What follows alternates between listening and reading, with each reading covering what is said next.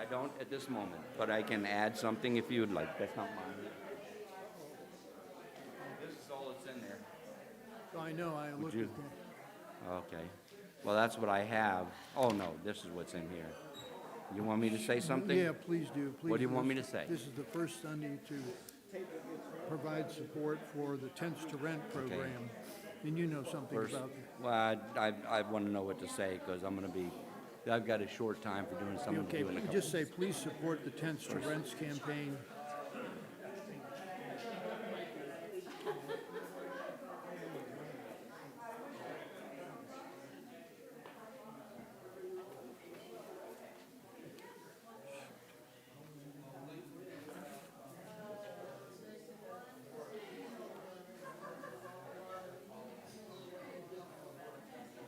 See, Dave, how about that? Well, see that, and let me see, Tents to Rent. Okay. This supports the First Sunday. people transition from homelessness to housing. This is the first, just say this is the first Sunday of the Tents to Rents campaign. Please support this. Okay. Okay, and this,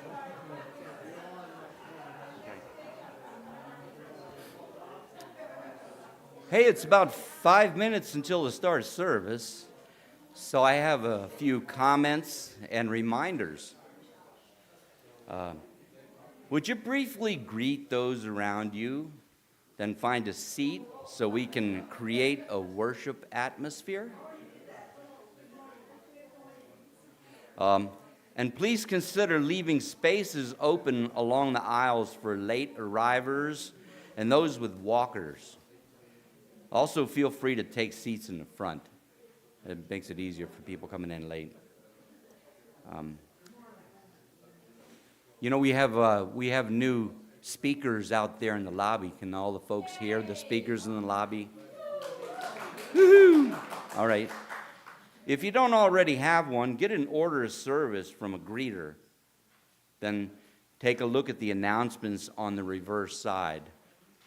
And take note that the order of service, in the order of service, the title should be pushed and called in a small error. It still says reclaim the moment, which was last week's subject.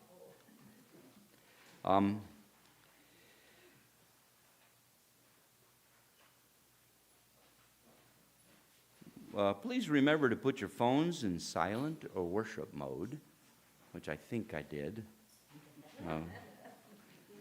I try to catch those things ahead of time so I don't have to stand here and do that. Let me run through a few announcements. I just got one a little on the late side. Make sure I get it right, Dave, here. Please support Tents for Rents. I think this is the first. Okay, and would you say something real loud a little bit?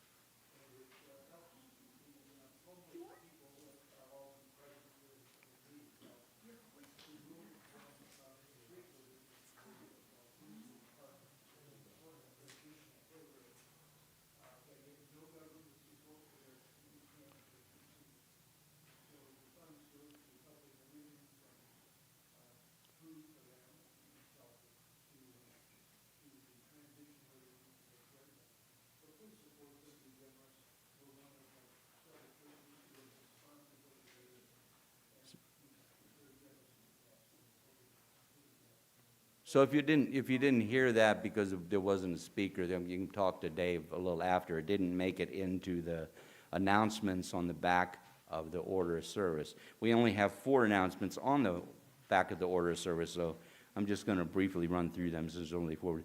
The Buck a Book sale is underway. It started yesterday. You can read what's in there. Contributions will be shared by the library and RE. The RE students have decided that their share of the donations will be given to Inside Out, a mental health information and advocacy organization. Please support them in this effort. Then the choir retreat, which was postponed, is going to be on Tuesday at 6:30 in the lobby here. It's going to be a retreat and potluck, and I'm hoping a lot of people show up because we like to have a lot of people in our fun choir.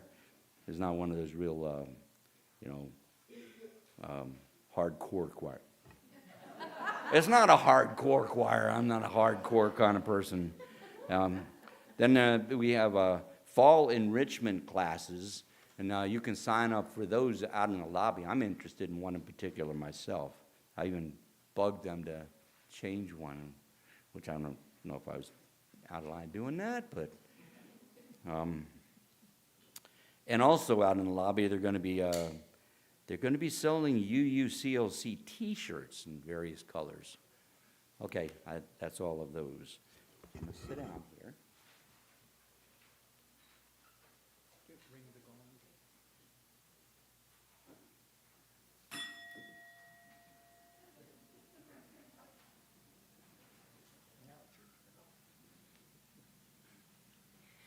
Good morning.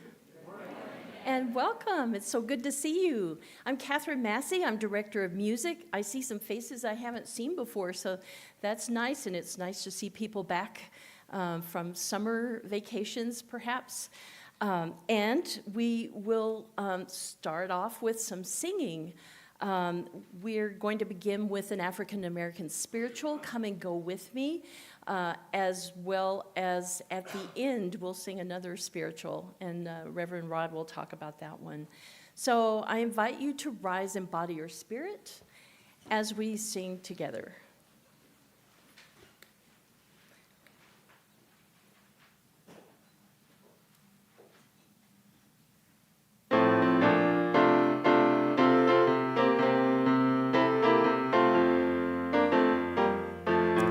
Come and go with me to that land. Come and go with me to that land. Come and go with me to that land where I'm bound. Come and go with me to that land. Come and go with me to that land. Come and go with me to that land where I'm bound. There'll be freedom in that land. There'll be freedom in that land. There'll be freedom in that land. There'll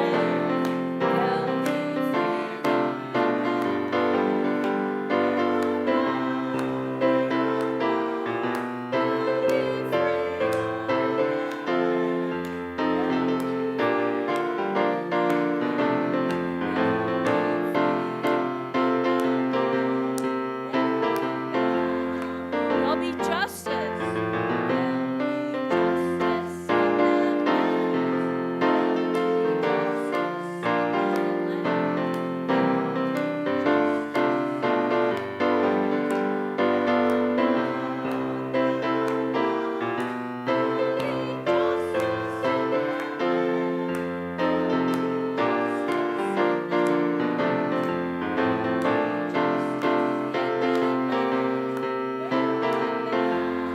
They'll be singing in that land.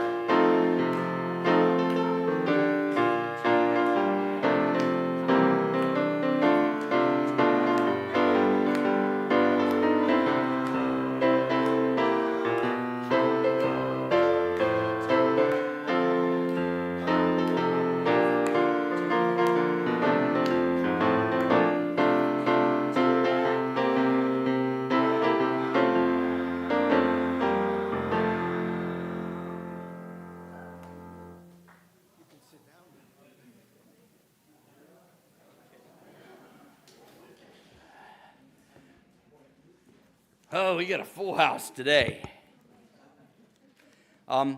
Good morning and welcome to the Unitarian Universalist Church of Las Cruces.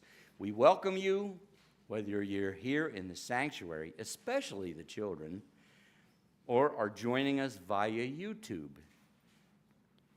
I'm Mark Sukontarak, and your service associate. Our beloved minister, Reverend Rod Thompson, spare the rod, will be our service leader.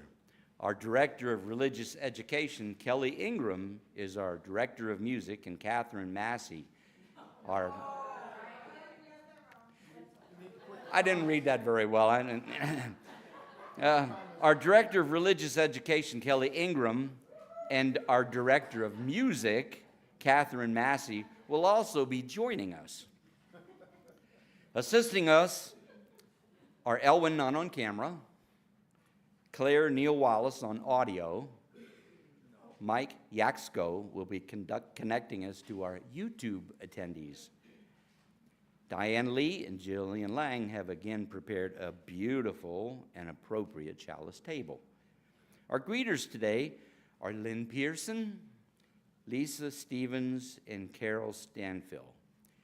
We want attendees, new and old, to feel noticed and to be aware that this is an open and welcoming community. Our greeters are focusing on that. You can be too. It takes some courage for folks to come to a service for the first time. So step up and let them know you care. Hospitality is offered today by the Multicultural Awareness Group. They have arranged for coffee, light food, and conversation to be enjoyed by all inside and outside the RE building just down the breezeway after service. I noticed it's not really too hot today, is it? It's going to be later? Okay. It wasn't when I came in. We are all delighted to be with you today. If you are visiting us today, we'd like to meet you. If you're willing, would you please raise your hand or rise in body or spirit and to introduce yourself by telling us your name and where you're from. And if you wish, a little about why you came. But wait until I bring the mic to you. Let me see if I can find it here. There it is. Do we have any visitors? Oh, hi. Okay. It's on now, right? Well, good morning, everybody. So wonderful to be here. My wonderful husband, Paul Curry, is with me today. I kind of sprung him from rehab, so we have a day out together. So he's here with me. We have been together for 48 years, and we are from Denver, and he retired from Coors, and I was a teacher. So we're very delighted to be here, and just thank you all so much. It's such a wonderful, kind, loving church. Thank you so very much.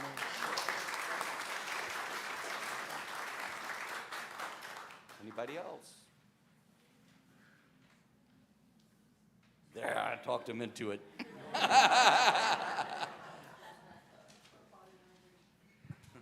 I'm Rex. We're from Socorro. This is our second time here. And I'm Susan. Welcome. Do we have anybody else? I don't want to miss anybody. Okay.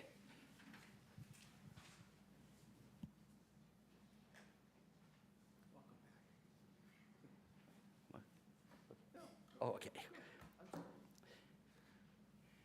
Thank you and welcome. We're glad you've joined us this morning. Be sure to fill out a welcome card or provide us your email so we can invite you to our many other services and activities. Shy visitors can fill out welcome cards also, so you'll receive those same invitations. Okay, here's my thing that I say every time so you know who we are. Unitarian Universalism has no creed or dogma. We're a covenant-based church, meaning that we agree to live in relationship with each other according to the Unitarian Universalist principles and our congregation's covenant of right relations. We embrace diversity in all its forms. Everyone is welcome. You can learn more about our church at our website, uuchurchlc.org. For our chalice lighting today, I reference the following quote by Leo Tolstoy, Russian author and pacifist philosopher of the late 1800s. Just as one candle lights another and can light thousands of other candles, so one heart illuminates another heart and can illuminate thousands of other hearts. I think this speaks to the power of empathy in illuminating relationships. Okay. My turn. Good morning. Good morning. Oh, you can do better than that. Good morning. Good morning. Okay, I'm awake. My opening words this morning are adapted from my colleague, the Reverend Daniel Budd. We come to this place of high purpose, a sanctuary which touches all the other sanctuaries of our past, a past both personal and collective, whose faith and tradition we hold continually before us. Here we would deepen our knowledge of ourselves, widen the horizon of our minds, touch one another with care and with love, and place ourselves before the mystery of life. Here we would deepen our commitments together, widen the compassion of our hearts, touch one another with warmth and with hope, and place ourselves before the mystery which gives birth to us all. Let us enter into this time of reverence with an appreciation for the past, with enthusiasm for the present, and a zest for the future. Welcome to our celebration of life. I invite you now to get more exercise by standing as you are willing and able as we say together our covenant and then sing together the doxology in English and in Spanish. Love is the doctrine of this church. The quest for truth is our sacrament, and service is our prayer. To dwell together in peace, to seek knowledge and freedom, to serve others in community, to the end that all souls shall grow into harmony with creation. Thus do we covenant with one another.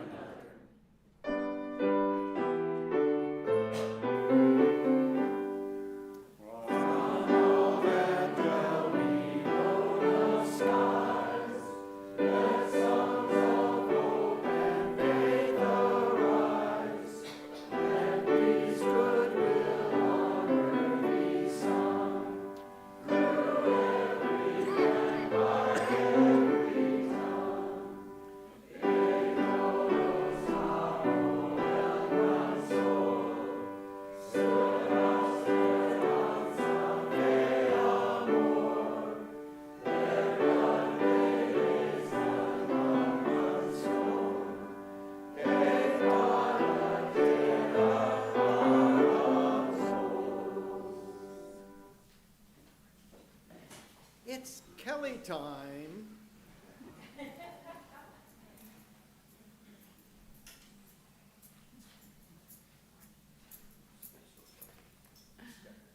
Good morning, church. Yeah. Today I'll be reading the story, One Flower in a Field. Once upon a time, there was a field.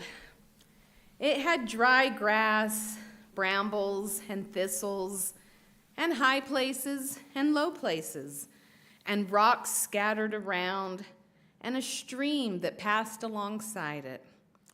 And scattered around here, there, and everywhere were flowers.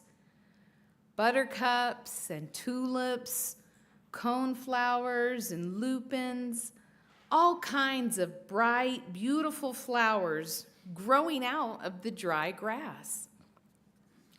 Now you may ask, how could these flowers grow when the field was so dry? The answer is that next to each flower was a hole in the ground, and in each hole lived an animal whose job it was to tend to that flower. Most were rabbits, but there were hedgehogs and field mice and even a badger or two. Every morning, each animal would come out of its hole, hop or scurry down to the stream, and use a leaf to scoop up some water. Then they would carry their leaf back and watch their flower grow. In a little gully in this field, next to a tall sunflower, lived a rabbit. Every day she would go down to the stream and get some water for her sunflower. She loved that flower. It was tall and bright, strong and healthy, and she took very good care of it. One afternoon, the rabbit decided to hop up to the top of a little hill alongside her gully.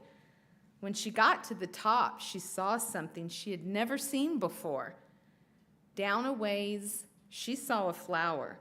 It might have been a daisy, but it was hard to tell. The flower looked in bad shape. Now, why had she never seen this flower before? It's not that big a mystery. She had just never climbed that particular little hill to look in that direction. Of course, she knew the field was full of flowers. She may have heard some were not doing quite as well as her sunflower, but she had never actually seen one that looked this bad. She hopped down the hill to take a closer look, and then she began to understand. This flower needed water. Its stem was bent, its petals were wilting in the heat, the ground around it was parched and dry. The rabbit felt bad that a flower could be so neglected. And then she did nothing. Even though the flower looked terrible, it was just one flower in a field after all. The field had plenty of other flowers that were doing just fine. The rabbit had enough work to do watering her own flower. So she went home and got on with her business, getting up every morning, going to the stream, watering her sunflower, and hopping around all afternoon. But the other flower didn't go away. At least once a day, the rabbit couldn't help but hop up to the top of the hill and take a quick look. Every day, the other flower looked a little worse. It started to get to her. The rabbit thought about the flower at night while she was trying to sleep. She thought about it in the morning when she hopped to the stream for water. She couldn't even enjoy her own flower so much, knowing that the other flower was wilting more and more every day. Now you may wonder, why didn't that rabbit just go over the hill and water that flower?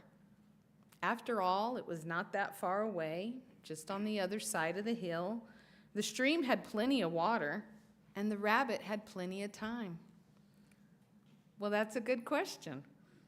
The rabbit thought about it all the time. She'd think about making an extra trip to the stream to get some water, but then she'd think, well, you don't just march into someone's front yard and water their flowers without asking, now do you? What if that flower is someone else's to water? They might yell at me or something. Or she'd think, what if that flower likes being dried up and droopy? That's possible, isn't it? Or she'd think, aren't there animals who are supposed to go around and help out flowers whose animals don't water them? I should leave it to them. Right? With all these questions swirling in her head, the rabbit went about her business, taking care of her sunflower every day and trying not to think of the other flower. But it kept bothering her every day and every night. It was kind of irritating, actually. Sometimes she wished the flower would just get better by itself or die. But every time she sneaked a peek, there it was, looking more dry, more wilted, more droopy. Finally, the rabbit could stand it no longer. One morning, hopping from the stream with a leaf full of water from her sunflower, she suddenly thought, it's just not right. Flowers are not supposed to wilt like that. Flowers should be healthy and colorful and bright and beautiful. And she found herself hopping over the hill toward the other flower, taking the water there instead. At the top of the hill, the rabbit got a little bit nervous. Her nose twitched as she sniffed the air. It might be dangerous over there. She shouldn't be watering other animals' flowers. But then she said, it's just not right, and kept going over the hill and down the other side. The rabbit hopped close to the dry flower, closer than she ever had before. Suddenly, a hedgehog popped out of the hole in the ground. The hedgehog yelled, "Hey, what are you doing?" "I'm going to water this flower," the rabbit said. "It's too dry, and if I don't water it, it will die." Well, the hedgehog said, "What business is it of yours whether this flower dies? This is my flower. I'll take care of it how I want. Go home and take care of your own flower." But the rabbit answered, "I'm sorry, but I tried that. Flowers are supposed to be bright and beautiful, not wilting and droopy. So I am going to water this flower." She watered that dry, wilted, drooping daisy right in front of the hedgehog, although he fussed and mumbled and gave her mean looks. As she turned around and hopped back over the hill. The next day she came with a leaf full of water and watered it again.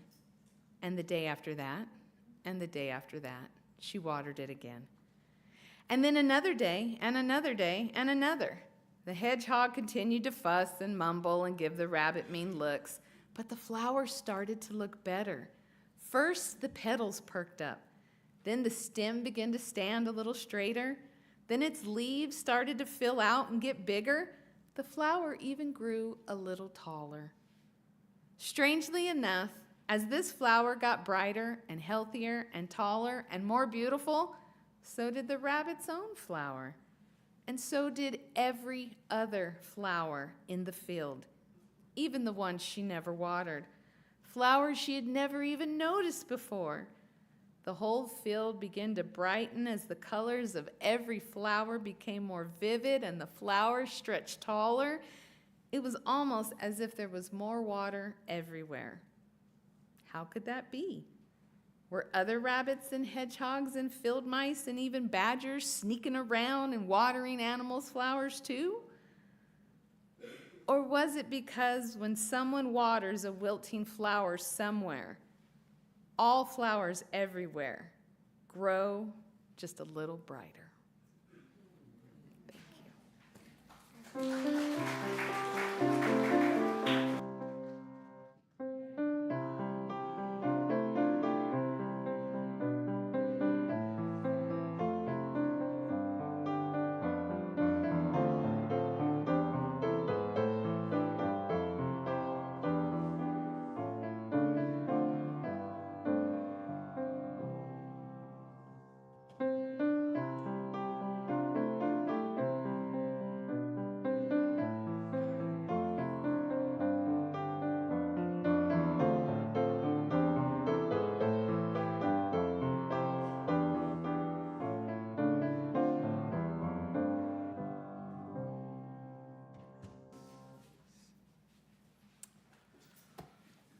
I'm going to ask you to stand again. This is one of my favorite hymns written by Shelley Jackson Denham, a colleague at the Mountain for many, many years. It's 354. It'll be on the screen if you don't have the book. We laugh, we cry.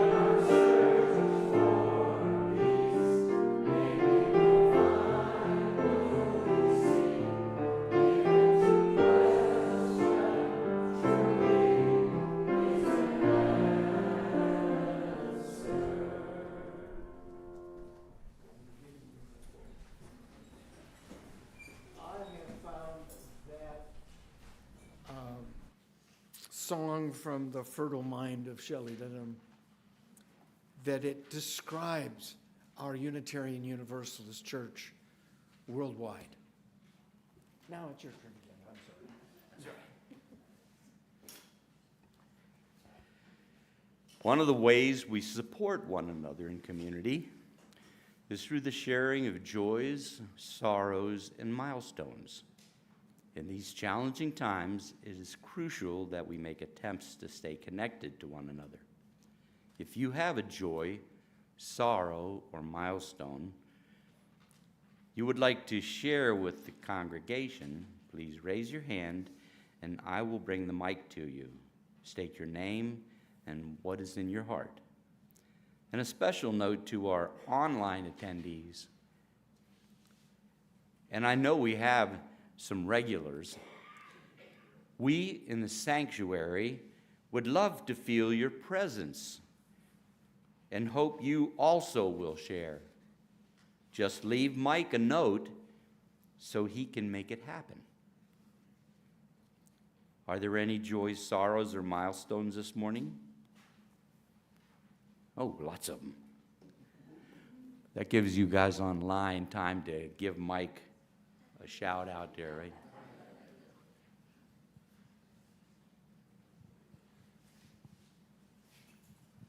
Good morning, I'm Dave Steele, and all appearances to the contrary, I promise you that I will not make a habit of this, even though this is my third time. Okay, it's out of love for all the people in this congregation that I rise today. I feel compelled to, as somebody with a background in community medicine and community health, to remind people that there's 2 new variants of the COVID virus that are making the rounds.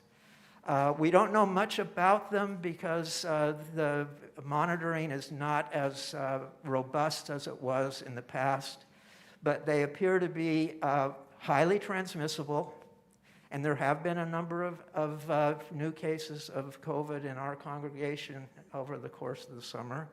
We don't know how, and hospitalization rates are rising. We don't know how dangerous they're going to be. They suspect that they're going to be fairly mild. But given the demographics of this congregation, I think many of us in here are at increased risk. So it's time to think about remasking when you're in groups like this.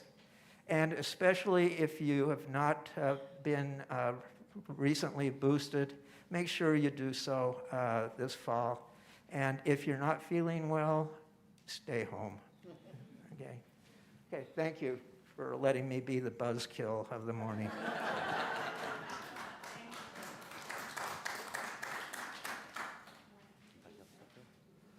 Working my way back.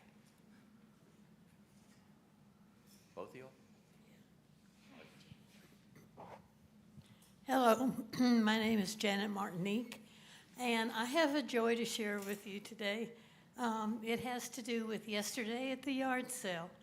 I had more than just my own stuff to sell. I had some other people's, and I had tons of stuff to carry out of my car. And I had tons of stuff after the sale to carry back to my car. And I just want to tell you how appreciative I am of the help that was given to me by this church. I envisioned myself having to do it all by myself because there wasn't anyone with me. But I got so much help, I just can't explain it. And I want to thank Sarah and Rabbit and Bill Fitzgerald, but most of all, Shirley Davis. Shirley Davis, I cannot tell you, she nearly killed herself to keep me from killing myself. And I just appreciate it so much, and I just wanted to put it out there.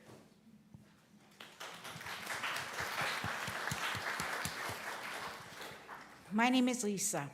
I have a sorrow. My car got repossessed 2 weeks ago. I have a joy. My girlfriend bought me a new one for my birthday. It's not a new car, but it's new to me, and I'll be picking it up tomorrow. And I want to thank also the congregation, because yesterday was a bust for me, but the people were so wonderful about everything.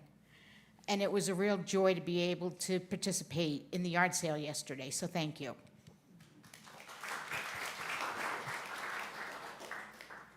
I know I saw more hands. Oh, there's one.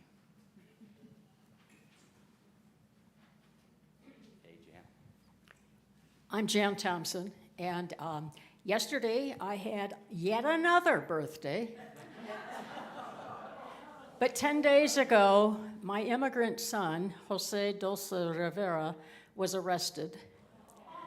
And not only that, but ICE, La Migra, has put a hold on him so that when he wins his case, he then has to go into immigrant detention and they'll try to deport him.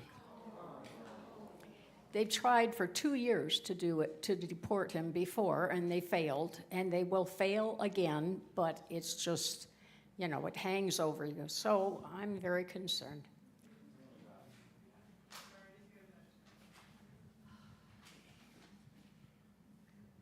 Sorry to follow that, but I've got a joy.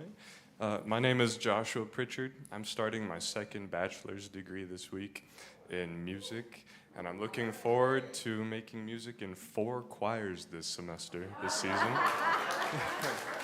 And one of them here at the church.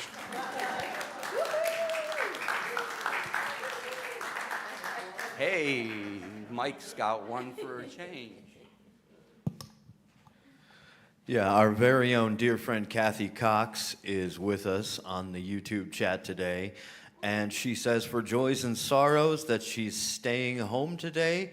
She's feeling okay, recovering from COVID, but not completely well yet. But she's with us all in spirit and sending her love to all of us. Way to go, Kathy. You got 2 up front. Okay. Hi, I'm Katie. This is a milestone for our church. Our biannual yard sale is over. And thank you very much to the generosity of everyone who has donated. We have some precious items that are left over for your free will donation as you come into hospitality. Just see me if one of them strikes your fancy and you want to take home. Please do so. Just give the contribution to me. And I thank you all for your support. Stay tuned, and in the days to come, we'll have the proceeds announced to all of you. Thanks again to all of the volunteers who made it so successful over the last 3 days. And I'm going home to take a nap. All right, I don't want to miss anybody here because I know there were a lot more. Okay. Oh, Ed, okay. You got one too, okay. I'm Ed.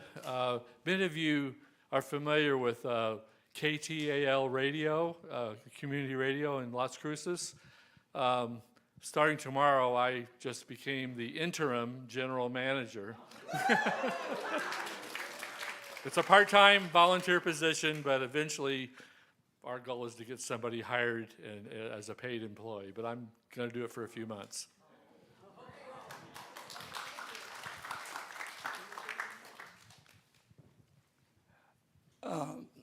Hello, everybody. My name is Dr. Reverend Juan Robles. I am so happy to find such a warm congregation. You laugh, you applaud, and that's so beautiful because in most churches, everybody's supposed to be. Anyway, I'm also a shamanic energy healer, and this Monday, tomorrow Monday, we will celebrate the shamanic energy fire ceremony.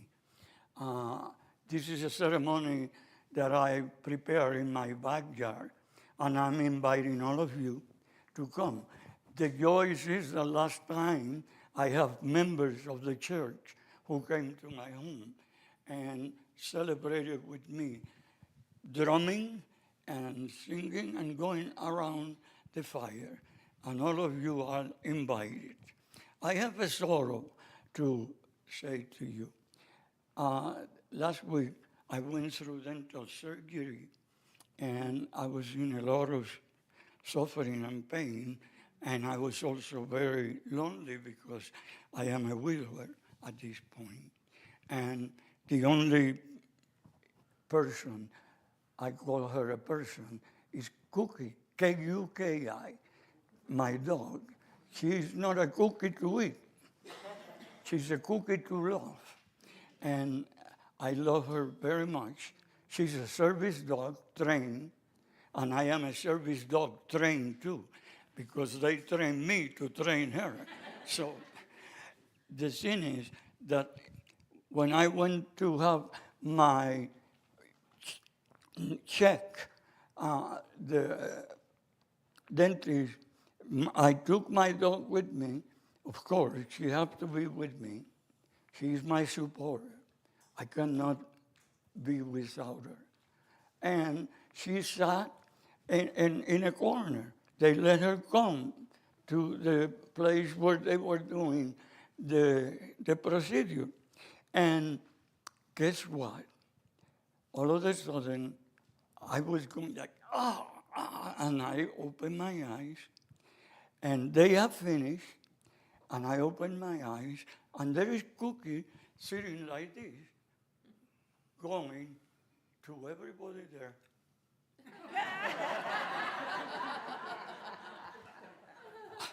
She have never done that.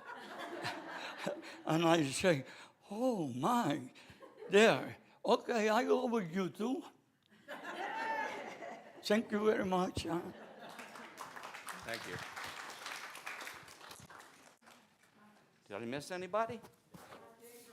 Dave Rice. Sorry, Dave. Well, I guess not to be a downer here, but I have a sadness to share. Oh, better? Okay. This last week, we lost our precious Boston Terrier of more than 10 years. So we're mourning a loss of a favorite pet. Goodbye to Robbie.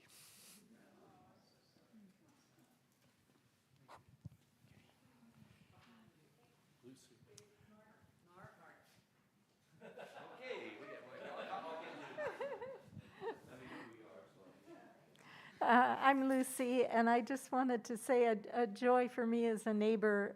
Let me know there is a javelina in our neighborhood, and there's also a fox. So now I have more reasons to get out. So.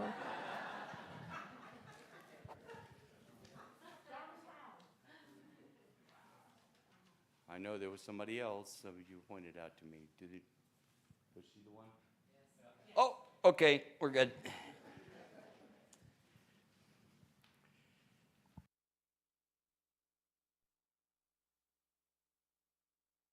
I light this candle for the joys and sorrows expressed today and for those you hold in your hearts. We all hold hearts and dreams, wounds and worries in our hearts. Remembering this, let us treat one another with patience and love. I want to take your book too. No, if you do that, I'll chase you.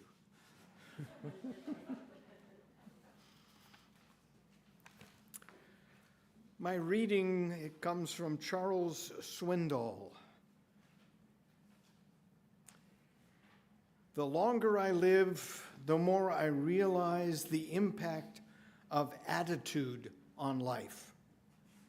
Attitude to me is more important than facts. It is more important than the past, than education, than money, than circumstances, than failures, than successes, than what other people think or say or do. It is more important than appearance, giftedness, or skill. It will make or break a company, a church, a home.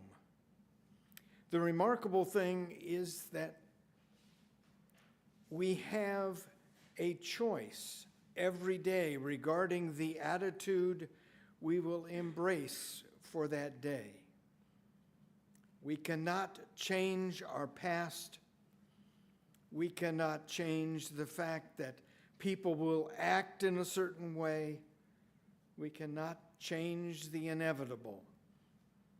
The only thing we can do is play on the one string we have, and that is our attitude. I am convinced that life is 10% what happens to me and 90% how I react to it. And so it is with you. We are in charge of our attitudes.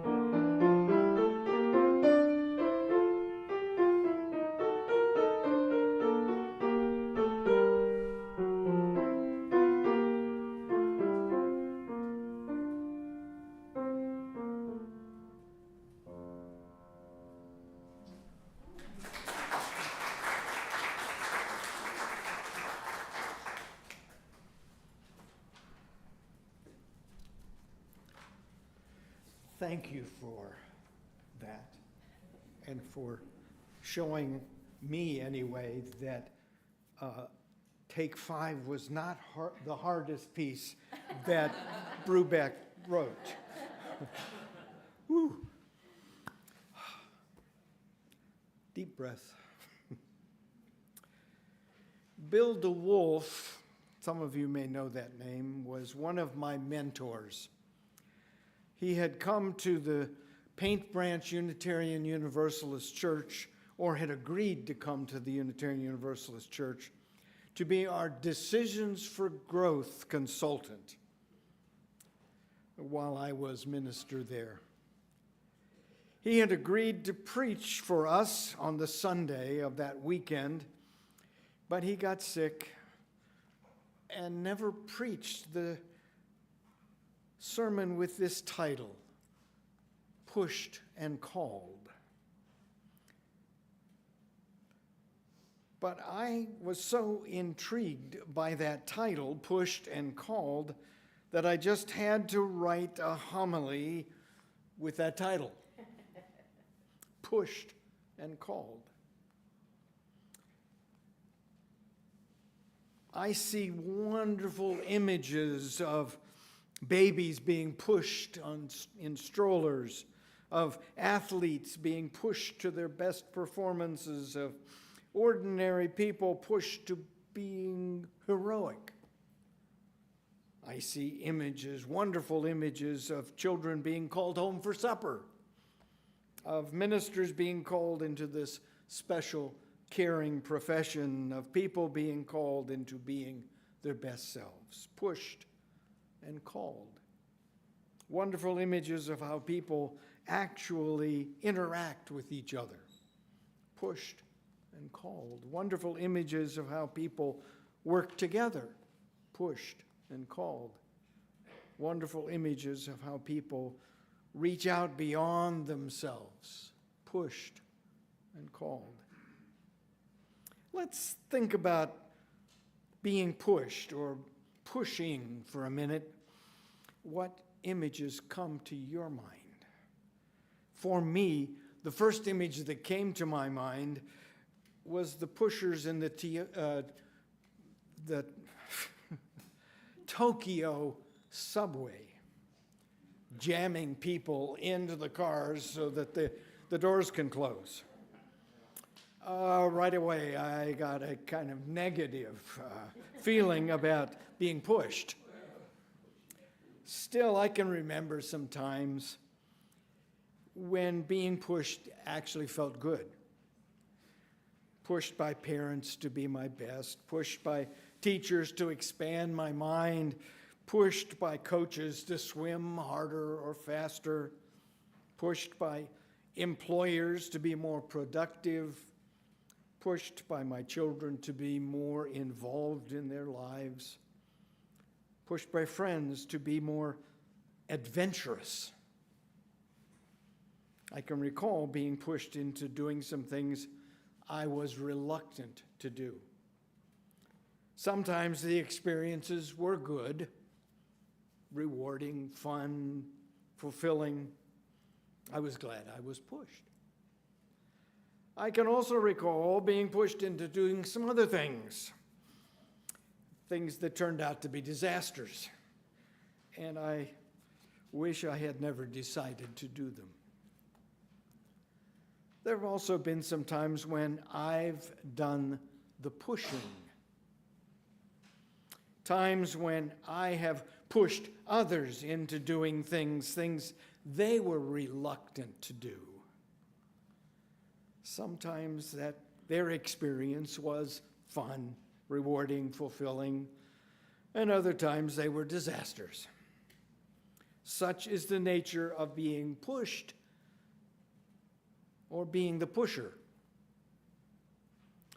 But this is one of the ways in which we do interact with each other as individuals, as members of a community like a church. People pushing each other to grow. People encouraging each other to expand their minds and hearts. But it does make a difference whether you are the pusher or the pushee. If you're the pusher, you have a vision. You set the direction. You try to move the others toward that vision, in that direction. You challenge, you persuade, you motivate, you push. And you use your personal power, skill, knowledge to help push. And of course, it's for their own good. Besides, this is one way of finding our boundaries. We push until we meet resistance. After all, it's at our boundaries, at our edges, that we meet each other. It's at our edges where we find out who we are and who the other is. On the other hand, if we are the one being pushed, you may have a different vision than the pusher, or no vision at all, and you just want to find your own direction. One danger of being pushed is that it may just throw you off balance, and you fall apart. On the other hand, that push might be just what you need to move, to grow, to develop, to discover your own strengths, your own power. You see, that's what friends, spouses, colleagues, people in community, that's what we do for each other. We push each other to grow and to develop, to be and to do our best. People in community in a congregation like this one push each other. We challenge each other to think deeper and wider, to experience life and love more completely, to grow spiritually as well as in every other way. Then people in a community, in a congregation like this one, then we reach out to the wider community. And we invite those folks to come and join us. Then we push them to grow and to develop, to think deeper and wider and experience life and love more completely, and to grow in every way, including spiritually. At the same time, when we are pushing, we have to remember two very important facts of life. First, don't push the river. No matter how hard you try, the river is not going to change course because you pushed it. Second, remember that the normal reaction when you're pushed is what? To resist, to push back. That's healthy, of course, because that shows you that there's a real person on the other end. So whether you're interacting with a friend or a spouse or a church member, whether you're on the board or looking for somebody to serve coffee or convincing a friend to come to church with you, or trying to convince the government to be more caring and just, remember, sometimes you're the pusher and sometimes you're the pushee. So be gentle and strong, powerful and caring, pushing and push into being your best, positively affecting the world around you. But still, pushing may not be the best way to interact. So there's that other half of this title, pushed and called. There's another way of moving others toward a vision, another way of persuading, guiding, motivating, and challenging, and that's by calling rather than pushing. One is usually pushed from behind, but called from in front. One is called to something. To be called to something is to be shown a vision and invited to be part of it.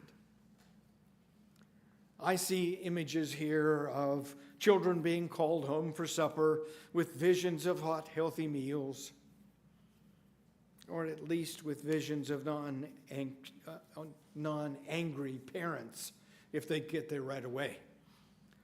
I see an image of ministers being called with visions of good works and healthy congregations and good salaries. Well, that's my vision.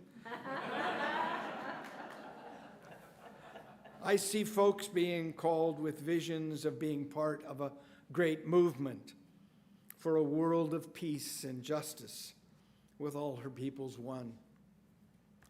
I see an image of individuals being called to their best selves, to grow in wisdom and knowledge and understanding, to develop and be and do their best.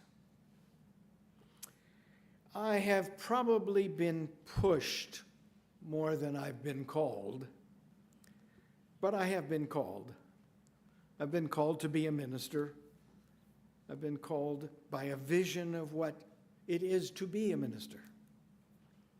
I was called to be the district consultant of the Ohio Meadville District when it used to exist, called by a vision of what being a consultant, being a resource means.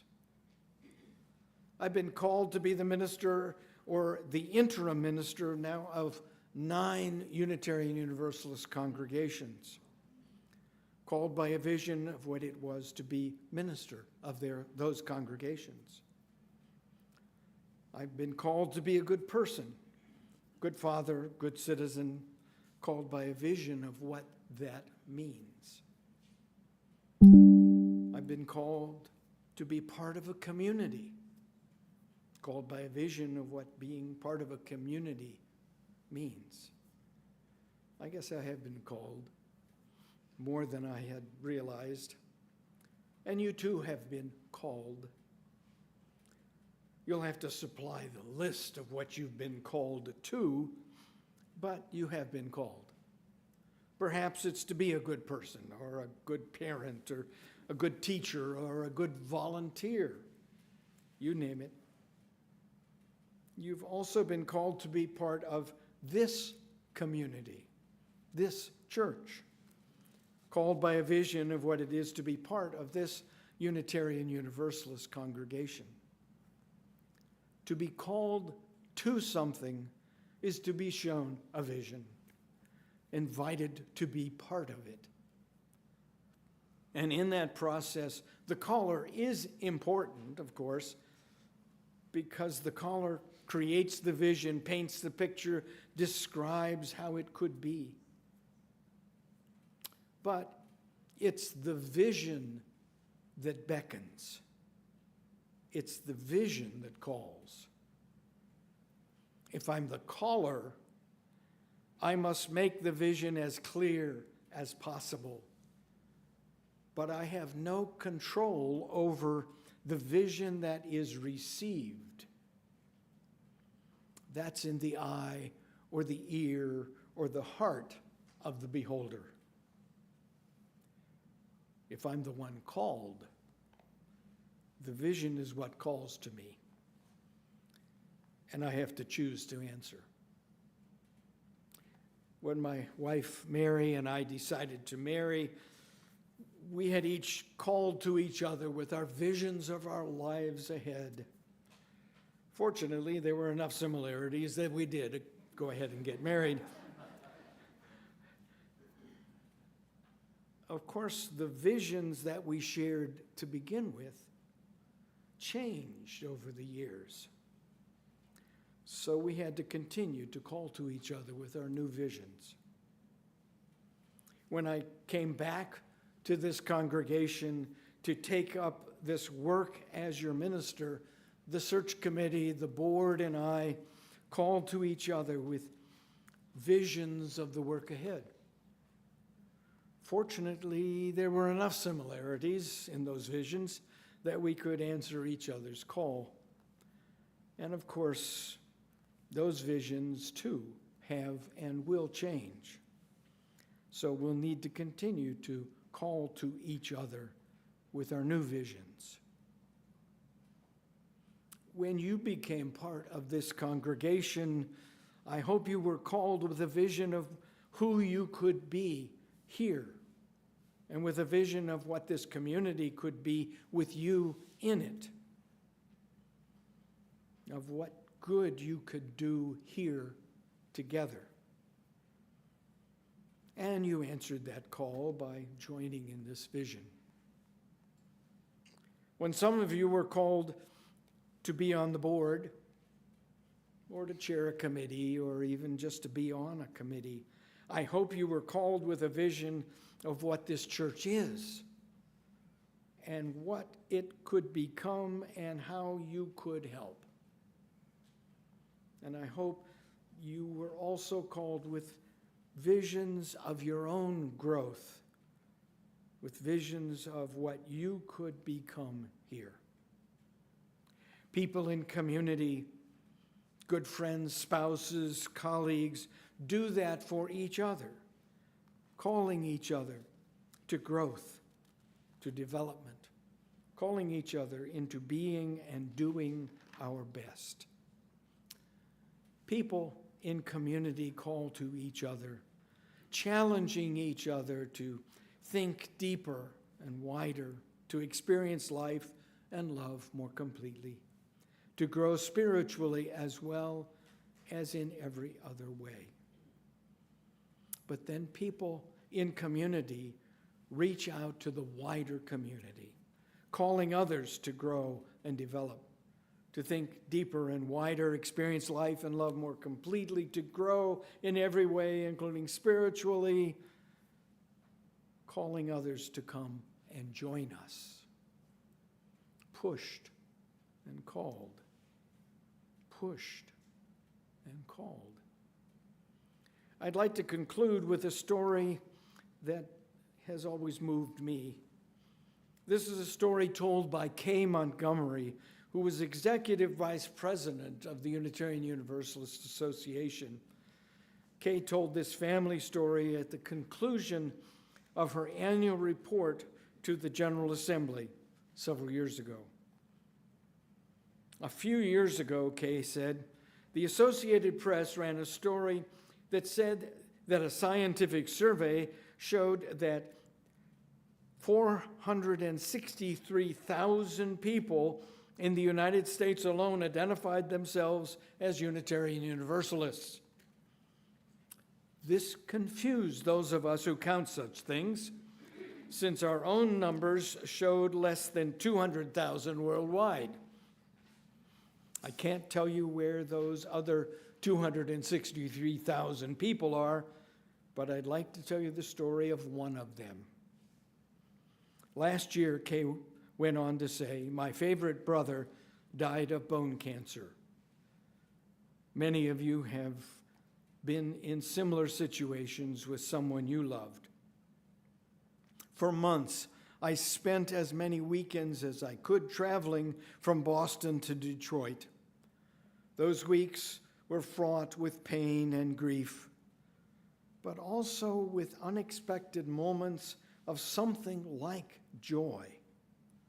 John and I and the rest of his family cried and laughed together, and odd and amazing things happened because in the midst of this tragedy, this watching a marathon runner curled on his deathbed like a child, there was space for honesty. Odd and amazing things happened, but none was more odd and amazing than this. Johnny had a deathbed conversion experience. Last year, my Roman Catholic brother became a Unitarian Universalist. He gathered us, his wife, his grown sons, me, and asked that a friend of mine, a Unitarian Universalist minister, be asked to minister to him in his last few weeks and days. The memorial service was held at the First Unitarian Church of Detroit, attended by thousands of people who couldn't sing the hymns.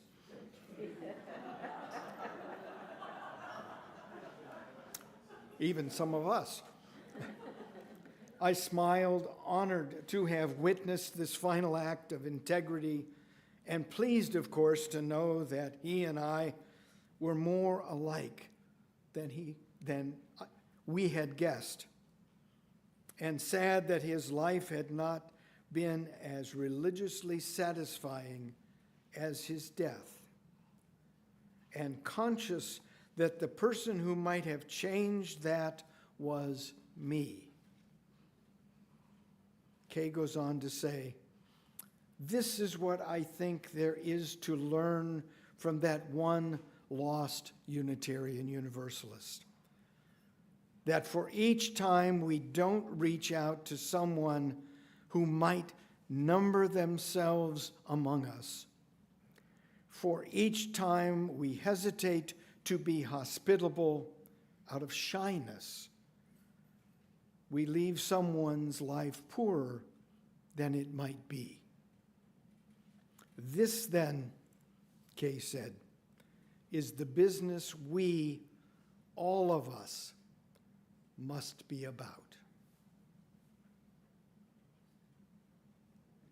For the sake of these people here in our community, for the sake of those people out there, our neighbors, for the sake of those people out there all around the world, and yes, for the sake of ourselves, we are pushed and called to reach out. And yes, we are pushed and called for our own wholeness, pushed and called to a life in which our many ways of being are connected and filled with meaning. But that is only half of it. We're also called and pushed to reach out to the people around us so that others might also experience wholeness, so that others might have a life in which their many ways of being can be connected and filled with meaning. This, then, is the business we, all of us, must be about. May it always be so.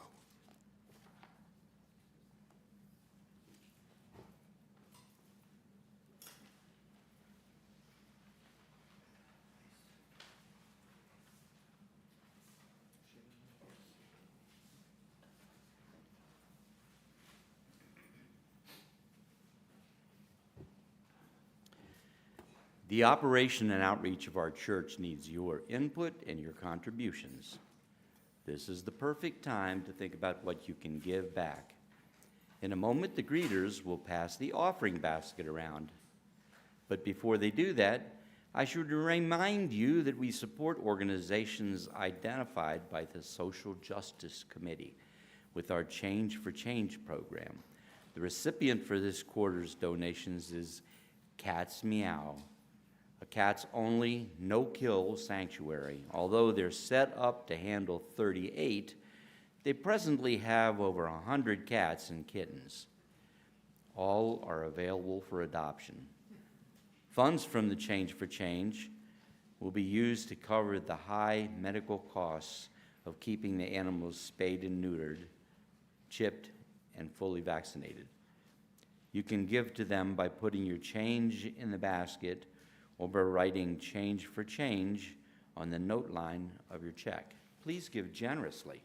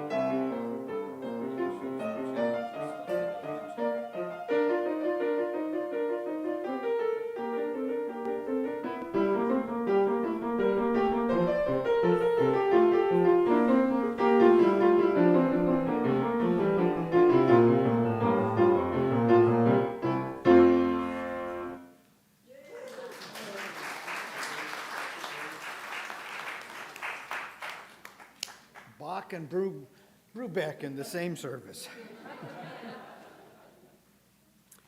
My closing words are borrowed from my colleague Laurelyn Bellamy. If here you have found freedom, take it with you into the world. If you have found comfort, go and share it with others. If you have dreamed dreams, help one another. that those dreams may come true. If you have known love, give some back to a bruised and hurting world. Go in peace. Blessed be, and amen. And now to change the mood completely, the song that I believe is the only one that fits with Pushed and Called is This Little Light of Mine. If you're willing and able to join in not only singing, but be enthusiastic about it. This little light of mine, I'm gonna let it shine. This little light of mine, I'm gonna let it shine. This little light of mine, I'm gonna let it shine. Let it shine, let it shine, let it shine. Everywhere I go. Everywhere I go, I'm gonna let it shine.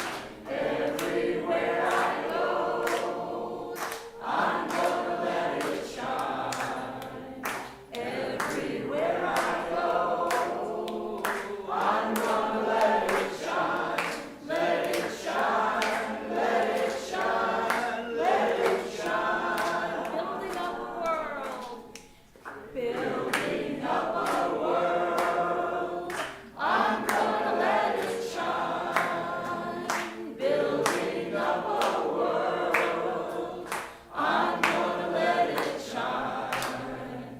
Building up a world, I'm gonna let it shine. Let it shine, let it shine, let it shine.